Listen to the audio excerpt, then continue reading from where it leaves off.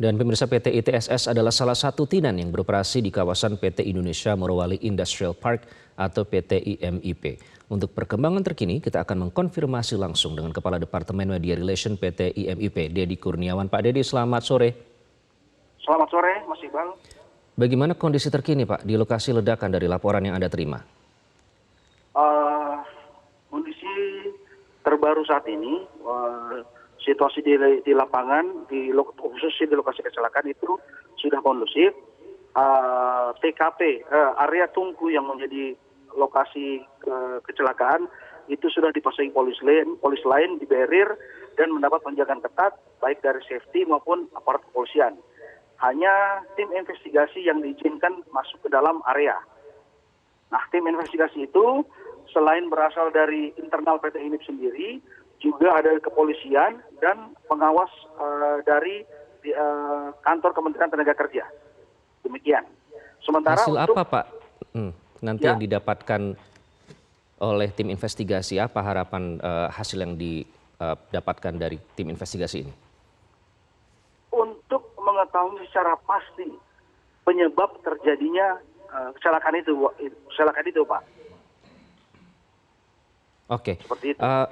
Pak Dedi, PT ITSS ini sudah berapa lama, Pak, menjadi tinen di PT IMIP?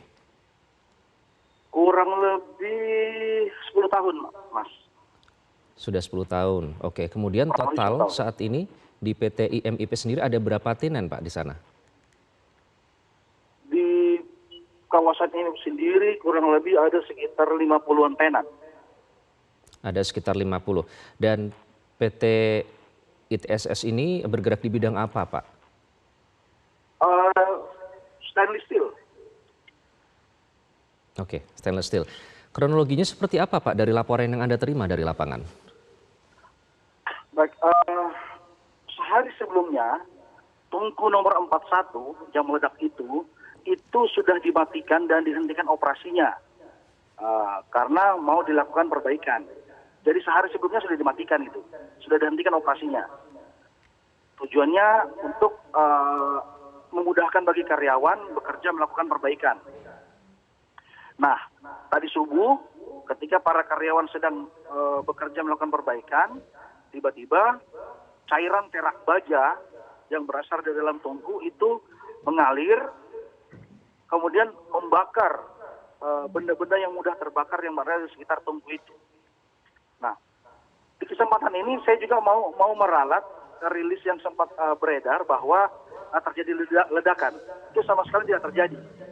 Tidak, dari hasil investigasi itu tidak terjadi ledakan dan tidak ditemukan adanya tabung-tabung oksigen di sekitar lokasi kejadian. Jadi kebakaran itu dipicu karena merembesnya cairan terak baja, kemudian mengenai benda-benda yang mudah terbakar yang berada di sekitarnya.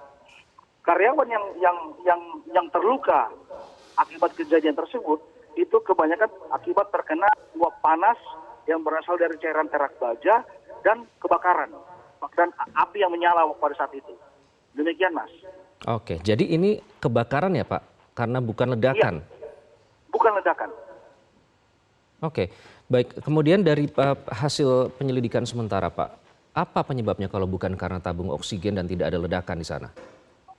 Rembesan itu, Mas. Rembesan dari tungku yang sedang diperbaiki. Oke, apakah ada pelanggaran SOP yang ditemukan itu artinya di sana? Ini yang masih sementara didalami, Mas. Apakah terjadi pelanggaran SOP atau mungkin terjadi kelalaian? Ini yang masih sementara didalami oleh tim investigasi gabungan ini, Mas. Oke, kemudian dari korban yang tewas dan juga terluka, Pak, bagaimana kondisi mereka saat ini?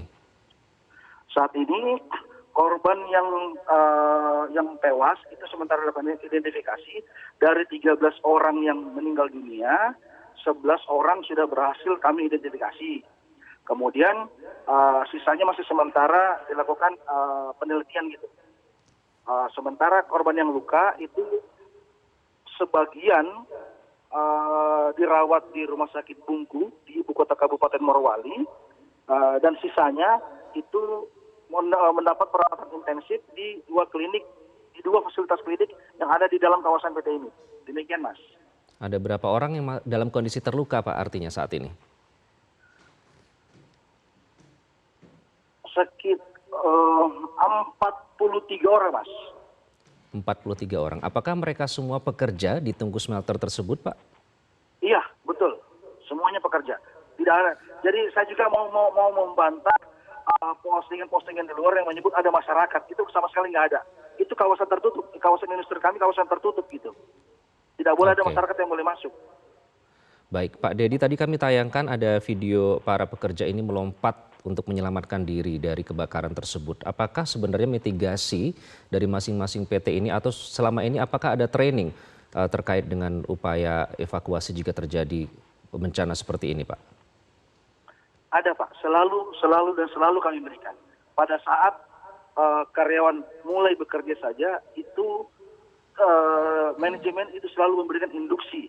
Kemudian secara periodik, tim safety termasuk tim HR itu memberikan briefing, memberikan pelatihan bagaimana melakukan evakuasi jika terjadi bencana atau kecelakaan. Seperti itu, Mas. Oke. Artinya training keselamatan kerja ini sudah dilakukan secara rutin? Sudah dilakukan, iya betul. Sudah rutin dilakukan. Oke, baik Pak Dedi, kapan nanti hasil investigasi akan dirilis? Waktunya saya tidak bisa sebutkan, tapi secepatnya akan kami rilis, secepat-cepatnya. Oke, baik. Terima kasih Pak Dedi, Kepala Departemen Sama-sama, Media Relation Bang. PT IMIP, Dedi Kurniawan sudah bergabung dengan Metro hari ini. Jelajahi cara baru mendapatkan informasi. Download Metro TV Extend sekarang.